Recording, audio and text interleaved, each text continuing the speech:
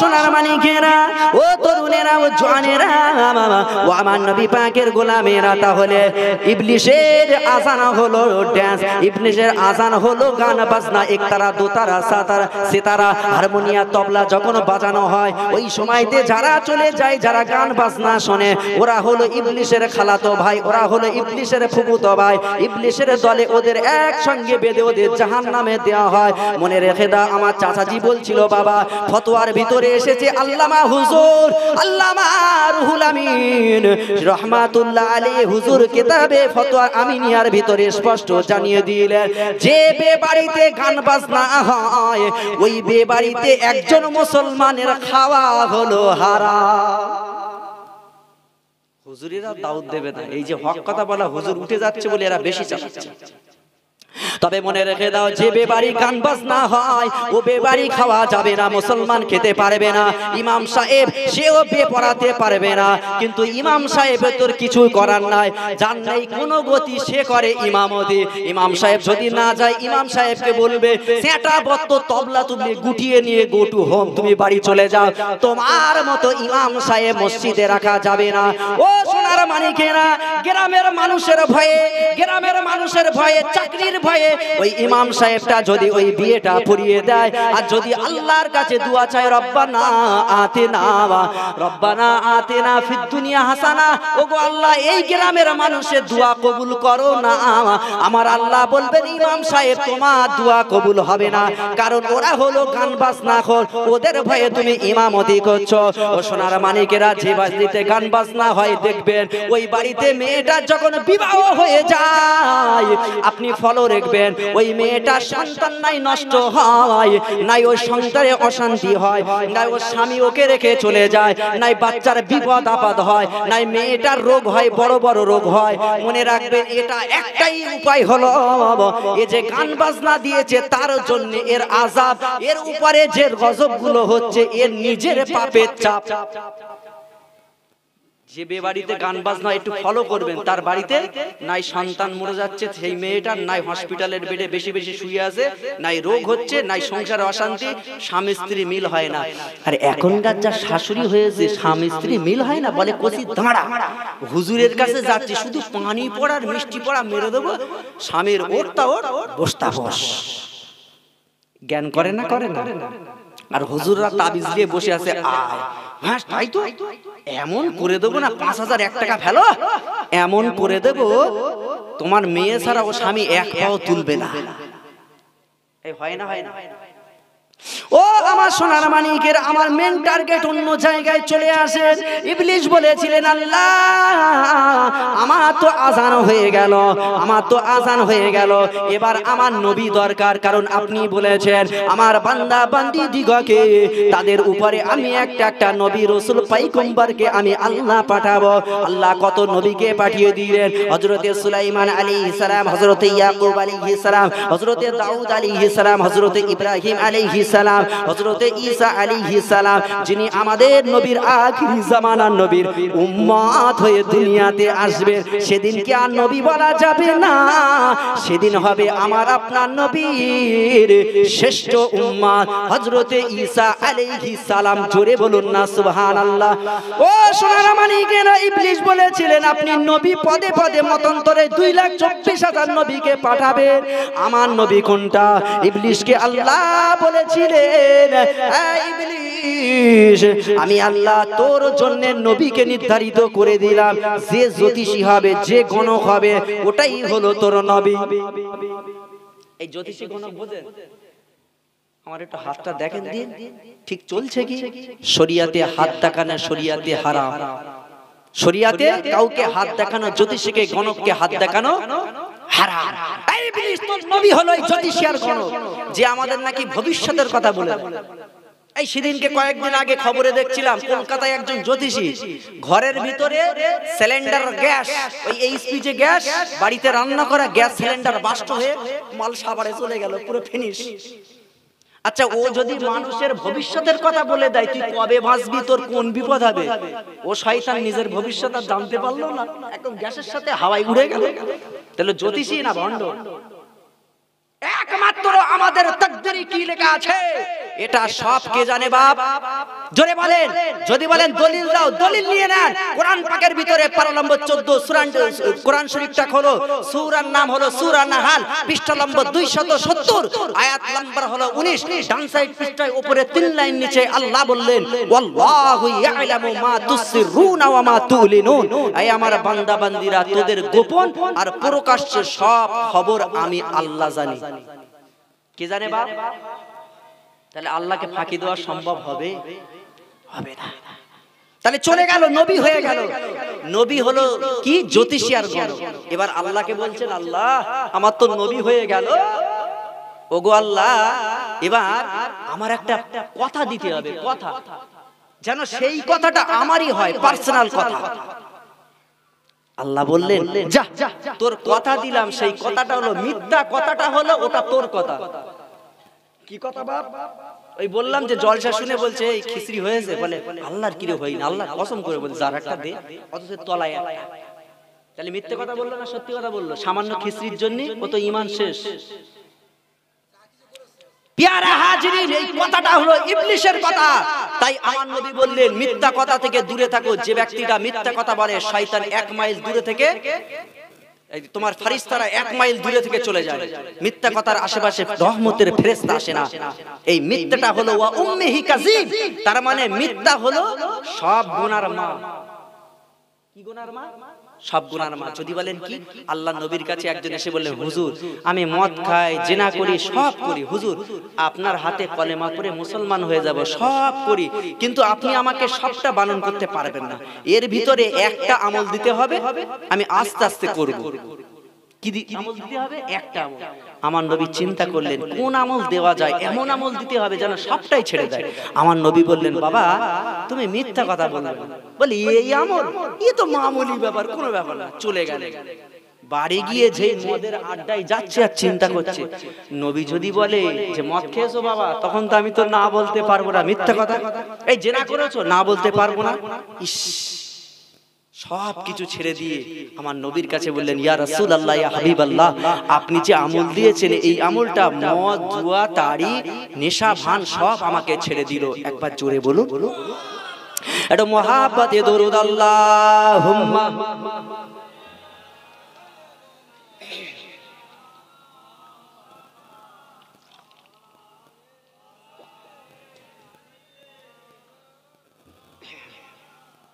আরো মুহাব্বতে দরুদ আল্লাহুম্মা সাল্লি আলা। মাশাআল্লাহ, খুব সুন্দর হচ্ছে।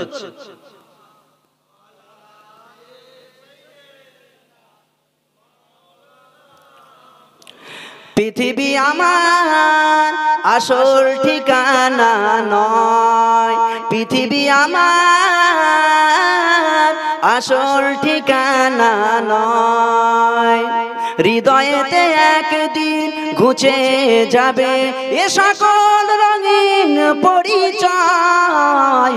পৃথিবী আমার আসল ঠিকানা নয়। আল্লাহুম্মা সাল্লি আলা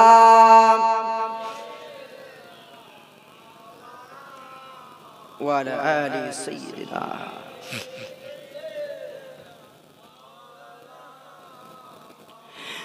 এসেছি যে দুনিয়ার বুকে একা, যেতে হবে কবরে একা। এসেছি যে দুনিয়ার বুকে একা, যেতে হবে কবরে একা। থাকবে না সেদিন সঙ্গী তোমার, থাকবে না সেদিন বন্ধু আমার, পাবো নবীজির দেখা। জোরে হবে না? একটু মহাব্বতে হবে না? একটু চিল্লে হবে না? বাপ বেটা মিলে হবে না? চাচা ভাইপো মিলে হবে না? নারে তাকবীর! পৃথিবী আমার আসল ঠিকানা নয়, হৃদয়েতে একদিন ঘুচে যাবে এ সকল রঙিন পরিচয়। পৃথিবী আমার আসল ঠিকানা নয়। আল্লাহুম্মা সাল্লি আলা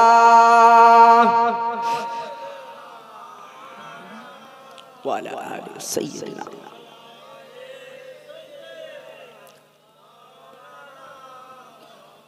আমার আব্বা জানেরা, তরুণ জওয়ানেরা, সোনার মানিকেরা, তাহলে ইবলিসের নবী হয়ে গেল, ইবলিসের লেখা হয়ে গেল, ইবলিসের কথাও হয়ে গেল। এবার আল্লাহর কাছে বলছেন, ওগো আল্লাহ, আমার একটা ফাঁদ দিতে হবে, জাল, একটা ফাঁদ দিতে হবে, যে ফাঁদ, যে জাল দিয়ে যেন মানুষকে আমার দলে করতে পারে। ভাই আপনারা জাল ফেলেন না, ফেলেন না? জাল ফেলেন তো? তাহলে জাল ফেলেন, মাছের ওইটে, মাছের কাছে ওটা ফাঁদ, উপর দিয়ে জাল ফেলবেন। এখন মাছ বিন্দাস খেলাধুলো করছে, আর আপনি টপ করে উপর দিয়ে জাল ফেললেন, ও চেয়ে দেখে, উড়িয়ে বাবা, উপর থেকে ফাঁদ পড়ে গেছে, পালানোর ক্ষমতা আছে? তবে চালাক যারা মাছ হবে, দেবে মাথা গুঁজে, তুই কি করে টানবি, টানা, আমি আসছি না। যারা চালাক হবে, ঠিক বললাম না ভুল বললাম? আরে বক ধরার জন্য, পানকৌড়ি ধরার জন্য, ব্যাক্স ধরার জন্য আপনারা সিপির মাথায় ওই তোমার বর্ষি দিয়ে আর পুঁটি মাছ দিয়ে ফাঁদ ধরেন না? ধরেন না? বক ধরা ধরেন তো? ইবলিস বলছে, আমার দলে আনার জন্য আমার ফাঁদ প্রয়োজন। আল্লাহ বললেন, যাও, তোমাকে ফাঁদ দিলাম, ওই ফাঁদটা হলো নারী। এই নারী মানে কি? মেয়েরা তো। এইবার মেয়েরা, মা বোনেরা যারা রয়েছে, রেগে আমার উপর টং হয়ে যাবে যে এতক্ষণ ভালো ওয়াজ চলছিল, এবার আমাদের পিছনে লাগে। আমার কথা না, আমার আম্মাজি, আমার কথা না, স্বয়ং আল্লাহ বললেন, তোমার ফাঁদ হলো নারী। আমার মতো হুজুর, আমার মতো বক্তা, আমাদের ঈমানটা শেষ করতে গিয়ে ইবলিস যখন পারবে না, লাস্ট পর্যন্ত মেয়ে মানুষের লাগিয়ে দেবে না, দেবে না? আর মেয়ে মানুষ যখন হুজুরির কাছে ফোন করে, হুজুর ঠিক আছে? হ্যাঁ ঠিক আছে, রাত্রি কথা হবে ইমন।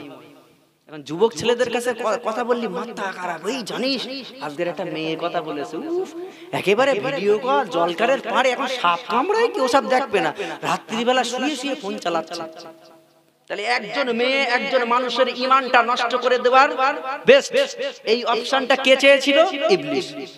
তাই কথাই বলেছে, বাপ, ব্রেক ছাড়া গাড়ি আর বেপর্দা নারী, এ দুটো বিশ্বাস করা যায়?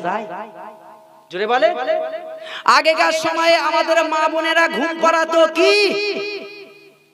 সোনা ঘুমালো, পাড়া জুড়ালো, বগ্গি এলো দেশে, বলে না? বলে না? আরে এখনকার মেয়েরা বাচ্চাদের ঘুম পাড়াচ্ছে, সোনা ঘুমালো, বাঁচা গেল, সিরিয়াল দেখতো বসে, সোনা ঘুমালো, পাড়া জুড়ালো, বাঁচা গেল, এইবার ফেসবুক চালাবো বসে। আবার কোন মারা তো হেল্লাই দোলনা দেয় আর বাচ্চাদের কি গান চালায়, গজল বলে না? নাউজুবিল্লাহ। আমার নবীর শানে কত সুন্দর নাত আছে না, শুনলে জান ঠান্ডা হয়ে যায়। বলবে না? ও আমার সোনার মানিকেরা, আল্লাহ নবী আমার দিন দুনিয়ার বাদশা হাবিবুল্লাহ জনাবে মুহাম্মদুর রাসূলুল্লাহ সাল্লাল্লাহু আলাইহি ওয়াসাল্লাম পাক জামানে হাদিসের ভিতরে জানিয়ে দিলেন, আন-নিসাউ হিবালাতুশ শায়াতিন। এটা আমার কথা না, আমার নবীর কথা। সোনার জামানে কম করে ১৫০০ বছর আগে বললেন, আন-নিসাউ হিবালাতুশ শায়াতিন। এ আমার উম্মত, উম্মতিরা, আমি নবী জানিয়ে দিই, আমি নবী তোমাদের ঘোষণা করে দিলাম, একজন নারী হলো শয়তানের জাল, একজন নারী হলো শয়তানের ফাঁদ। তাই তোমরা মেয়েদের থেকে সর্বসময় নিজের ঈমানটাকে বাঁচিয়ে রাখবে। ইবলিস বলেছিলেন, আল্লাহ ও রাব্বুল আলামিন, আপনি আমাকে এমন ক্ষমতা দেবেন, পাওয়ার দেবেন, কোন বান্দা বান্দি না যেন আপনার বান্দা বান্দি দেখতে না পায়, আমি যেন প্রত্যেকের শিরায় শিরায়, রগে রগে যেন ঘুরে বেড়াতে পারি। আমার আল্লাহ বললেন, এ ইবলিস, আমি আল্লাহ জানিয়ে দিলাম, তোর শিরায় শিরায় ঘোরার মতো ক্ষমতা আমি আল্লাহ দিয়ে দিলাম। আমার নবী তাই বললেন, হাদিস শরীফটা খোলেন, সহিহ বুখারী শরীফের ভিতরে আমার নবী বললেন, এ আমার উম্মত উম্মতিরা, আদম সন্তানের শিরা উপশরায় বিচারণ করে শয়তান। এই হাদিসটা এসেছে বাবা বুখারী শরীফের ভিতরে 2188 নম্বর হাদিস, 1288 নম্বর হাদিস বুখারী শরীফে স্থান পেয়েছে। আর মুসলিম শরীফের ভিতরে 2174 নম্বর এই হাদিসে, একই হাদিস আমার নবী বর্ণনা করলেন, বাবা খবরদার খবরদার, ওই শয়তান থেকে বাঁচার জন্য তোমরা আউযু বিল্লাহি মিনাশ শাইতানির রাজিম তেলাওয়াত করবে, লা হাওলা ওয়ালা কুওয়াতা ইল্লা বিল্লাহ তেলাওয়াত করবে, তাহলে শয়তান তোমাদের ভিতরে প্রবেশ করতে পারবে না। নামাজে দাঁড়িয়েছে ইমাম সাহেব, ইমাম সাহেব পর্যন্ত শয়তানের শিরায় ঢুকে গিয়েছে। ইমাম সাহেব চিন্তা করছে, কালকে তো সলিমউদ্দিনের বাড়ি আমার দাউদ আছে, ওই লোকটার এমন একটা দোয়া চালাতে হবে সলিমউদ্দিন যেন খুশি হয়ে আমাকে 1000 টাকা খতম মারফত যেন দেয়। ওর নামাজ হচ্ছে, শয়তানের ভেতরে গোলাচ্ছে। আর কলিমউদ্দিন ইমাম সাহেবের পিছনে মুসল্লিগিরি করে ও নামাজ পড়ছে আর চিন্তা করছে, আল্লাহ গো, সোনপুরের হাট, আল্লাহ ভাঙরের হাট, শুনেছি নাকি বেলেদানার হাট, শুনেছি নাকি পাকাপোলের হাট, ওই হাটে যদি কবিলে জানো গিয়েছে বাপ, ওখানে বেশি টাকা পাওয়া যাবে। তাই নামাজ তাড়াতাড়ি ইমাম সাহেব কেন শেষ করে না ফজরের সময়? যত তাড়াতাড়ি যাব আমার কবিটা তত দাম পাবো। তার মানে মুসল্লি এর মন আছে কবির দিকে, আর ইমাম সাহেবের মন আছে খতমের 1000 টাকার দিকে। তাহলে শয়তান এদের শিরায় চলছে না চলে না? এই জোরে বল। এই আমার কথা না, আমার নবীর কথা। আমি বুখারী শরীফ আর মুসলিম শরীফ দলিল ছাড়া ওয়াজ আমি করি না। ওই শুনে ওয়াজ আমার দ্বারা হয় না, দলিল ওয়াজ। ও আমার সোনার মানিকেরা, ও তরুণেরা, জওয়ানেরা, আল্লাহ নবী বললেন মেয়েরা হলো শয়তানের ফাঁদ। আমার মা বোনেরা আপনারা চিন্তা করবেন না, টেনশন করবেন না। আমার নবী আবার হাদিসের ভিতরে বললেন, ইন্নাল জান্নাতা তাহতা আকদামি উম্মাহাতিকুম। ও আমার উম্মাত উম্মাতিরা, আমি নবী জানিয়ে দিলাম, আমি নবী ঘোষণা করে দিলাম, আমার আল্লাহ পাক আল্লাহ তাআলা পিতা মাতার কদমের তলায় সন্তানের জন্য জান্নাত দিয়েছে। আরো জোরে হবে না? এটা আমি হাদিস দিলাম। এবার যদি বলেন হুজুর কোরআনে কি আছে, আমি কোরআনের আয়াত দলিল দিলাম। শুনেন, আল্লাহ বললেন, কোরআন শরীফটা খোলো, পানা নম্বর হলো 15, সূরাটার নাম হলো সূরা বনী ইসরাইল, পৃষ্ঠা নম্বর 285, একদম ডান সাইড পৃষ্ঠার উপরে 4 লাইন নিচে আমার আল্লাহ 23 নম্বর আয়াতে আল্লাহ জানিয়ে দিলেন, আমার আল্লাহ কি বললেন, ওয়া ক্বাদা রাব্বুকা আল্লা তা'বুদু ইল্লা ইয়া। এই আমার বান্দা বান্দীরা, আমি আল্লাহ জানিয়ে দিলাম, খবরদার খবরদার, আমি আল্লাহ আমাকে ছাড়া কাউকে তোমরা ইবাদত করো না। একমাত্র যদি তোমরা ইবাদত করো, উপাসনা করো, ইল্লা ইয়া, কেবলমাত্র আমি আল্লাহ আমার ইবাদত করবে। কোরআন শরীফে চলে যান, পারা নম্বর 16, কোরআন শরীফ খোলো, সূরাটার নাম সূরা তাহা, দ্বিতীয় পৃষ্ঠায় আল্লাহ বললেন, ইন্নানি আনাল্লাহু লা ইলাহা ইল্লা আনা ফাবুদনি। পৃথিবীর কাউকে তোমরা ইবাদত করো না, কোন ইবলিশের ইবাদত করো না, কারোর পায়ের কাছে তোমরা সিজদা দিও না, একমাত্র আমি আল্লাহ আমার ইবাদত করো। আর ইবাদতের ভিতরে সবচাইতে বড় ইবাদত হলো ওয়া আকিমিস সালাতা লিযিকরি। আমি আল্লাহ আমার নামাজটা হলো সবচাইতে বড় ইবাদত। চিল্লা হবে না ভাই? ওয়াজ বুঝতে পারছেন নাকি, না শেষ করে দেব? সবচাইতে ইবাদত নামাজ। আল্লাহ বললেন ইবাদত করো, আল্লাহ তা'বুদু ইল্লা ইয়া। এবার আল্লাহ তারপরে বললেন আয়াত, ওয়া বিল ওয়ালিদাইনি ইহসানা। আমি আল্লাহ জানিয়ে দিলাম, তোমরা তোমাদের পিতামাতার সঙ্গে ভালো ব্যবহার করো। অর্ডার কার? জোরে বলেন। কোরআন শরীফে আল্লাহ বললেন ভালো ব্যবহার করো। ইম্মা ইয়াবলুগান্না ইনদাকাল কিবারা আহাদুহুমা আও কিলাহুমা ফালা তাকুল লাহুমা উফফিন ওয়ালা তানারহুমা ওয়া কুল লাহুমা কওলান কারীমা। এই আমার বান্দা বান্দিরা, আমি আল্লাহ জানিয়ে দিলাম, আমি আল্লাহ ঘোষণা করে দিলাম, তোমাদের বাপ মার ভিতরে একজন বা উভয় যদি বৃদ্ধ হয়, তাদের জবান থেকে তোমরা যেন উহু শব্দটা বের করিও না। আমি আল্লাহ জানিয়ে দিলাম, তাদের যেন ধমক সুরে কথাবার্তা বলো না। খবরদার, তাদের সামনে যখন কথা বলবে তোমরা সৎভাবে, ভালোভাবে, শ্রদ্ধাভাবে তাদের সঙ্গে কথা বলবে। ওয়াকফিদ লাহুমা জানাহাজ যুল্লি মিনার রহমাতি। তাদের সামনে যখন তোমরা ঘুরবে, তোমরা বেড়াবে, খবরদার নম্রভাবে, ভদ্রভাবে, যেন মায়ের দিকে পা না চলে যায়, বাপের দিকে পা তুলে যেন বসো না। এই সন্তানেরা, তোমার বাপ মা যদি নিচে বসে থাকে, তুমি সন্তান মা বাপের পারমিশন না নিয়ে চেয়ারের উপরে পা তুলে বসবে না। আর সমাজে মা বাপ নিচে আসে, বেটারা বসে না, বসে না। মা বাপের কাছে এরম পা তুলে বসা যাবে না। যদি আপনার অসুবিধা হয় আব্বা আমার কাছে পারমিশন নিতে হবে, আব্বাজি আম্মাজি আমার একটু কষ্ট হচ্ছে, আমি কি চেয়ারে বসতে পারি? আব্বা মা যদি বলে নো টেনশন, কোনো টেনশন নেই আমার বেটা বসো, ওই বসাটা যদি বসেন শরিয়াতে জায়েজ, কোনো গুনাহ হবে না। একবার জোরে বলে আল্লাহ বসা আমাদের শিখিয়ে দিচ্ছেন। কোরআন শরীফটা খোলেন।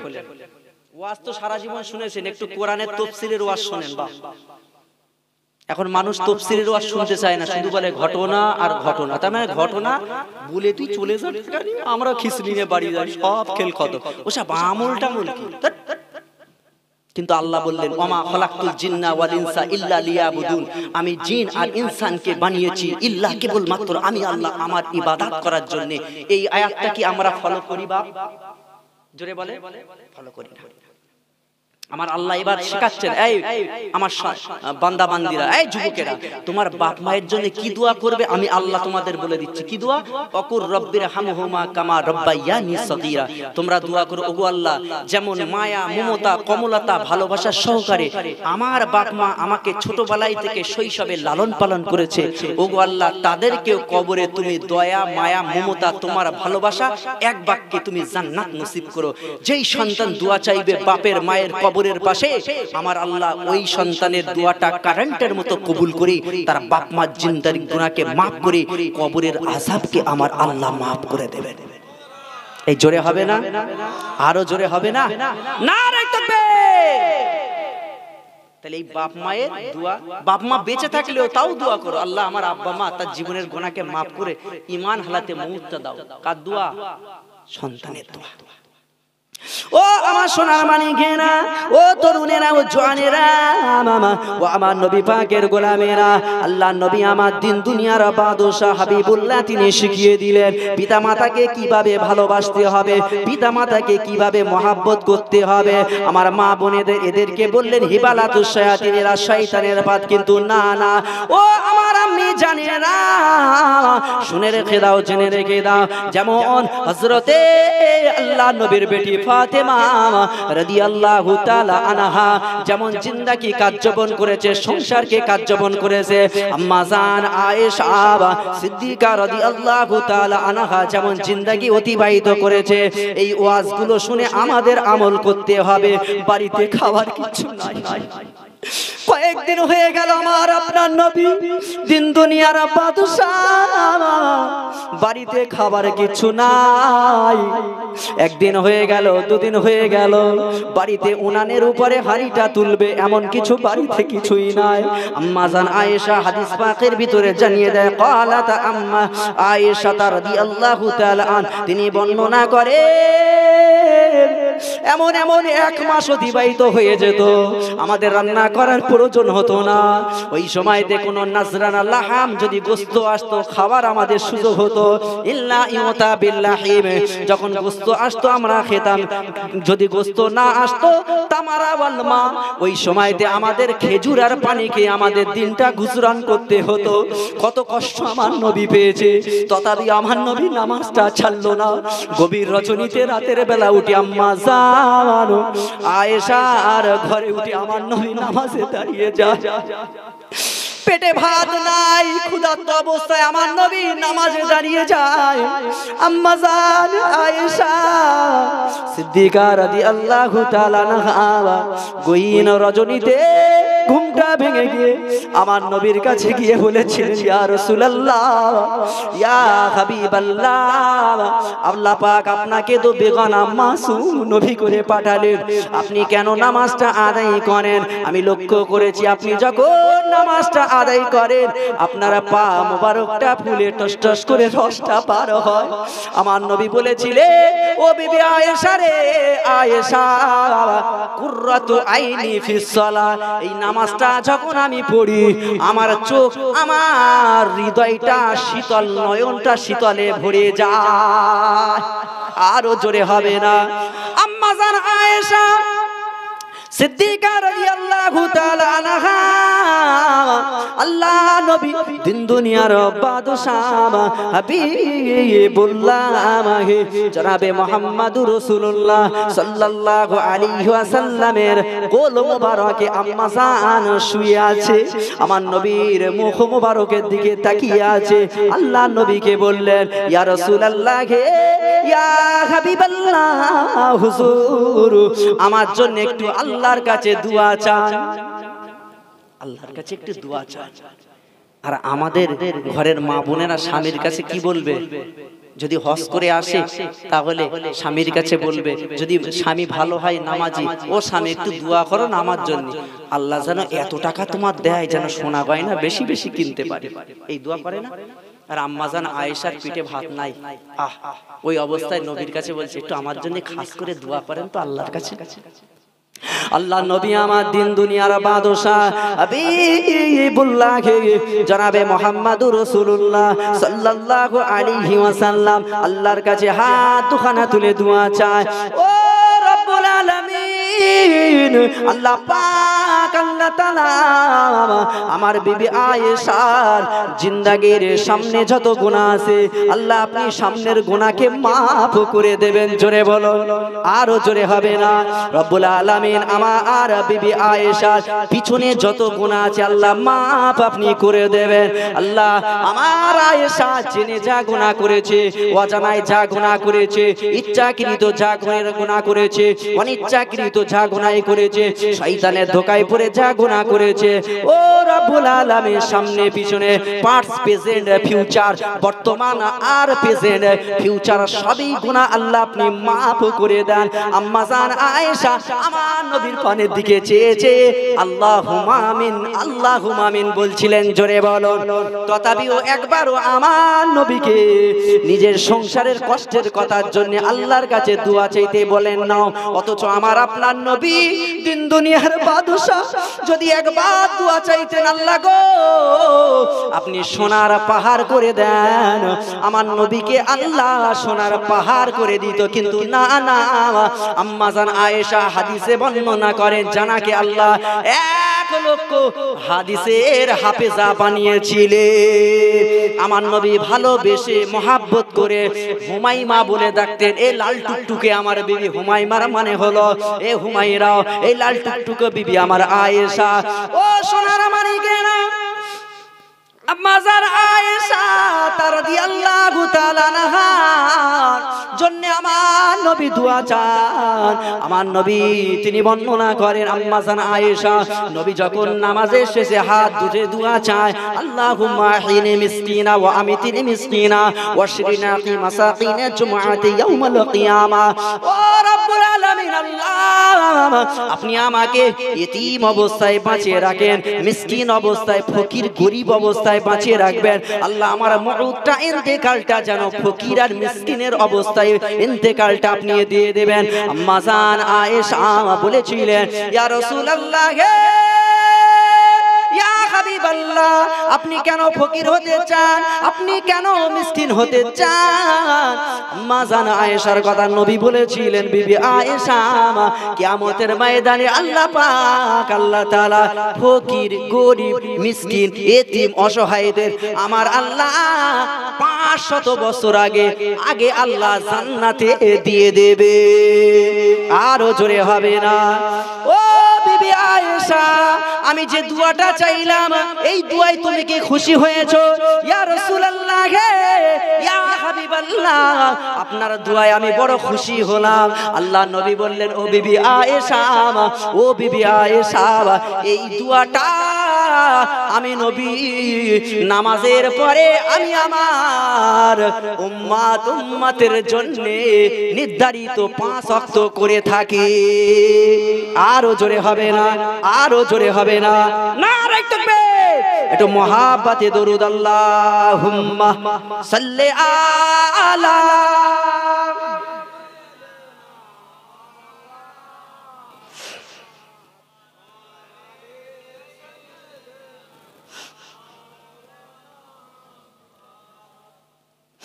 আরো মহাব্বতে দরুদ আল্লাহুম্মা সাল্লি আলা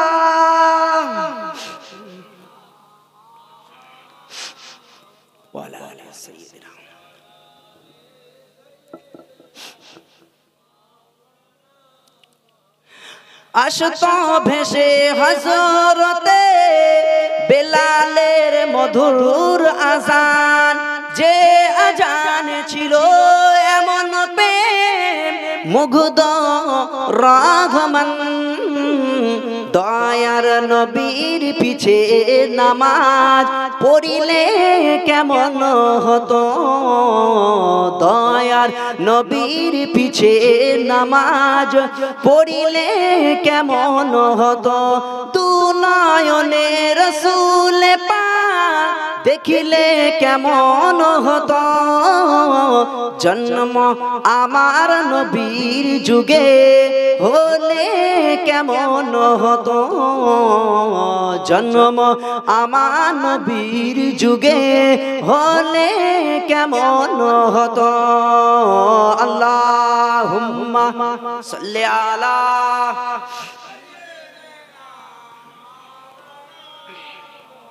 ওয়া আলা আলি সাইয়্যিদিনা।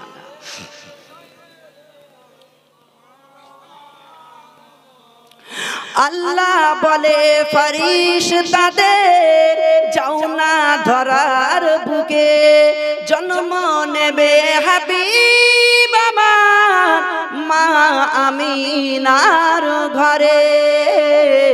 আল্লাহ বলে ফেরেশতাদের যাও না ধরার বুকে, জন্ম নেবে হাবিব আমার মা আমিনার ঘরে।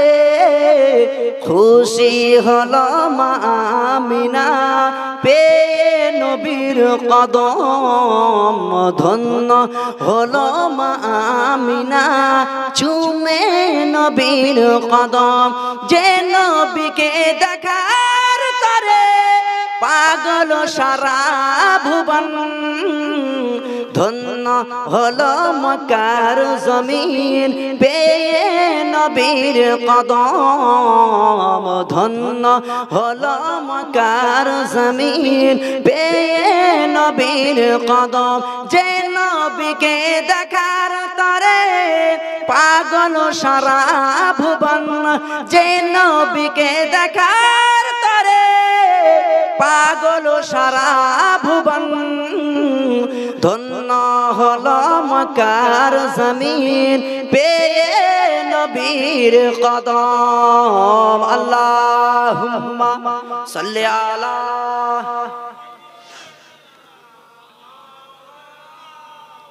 ওয়া আলা আলি সাইয়্যিদিনা।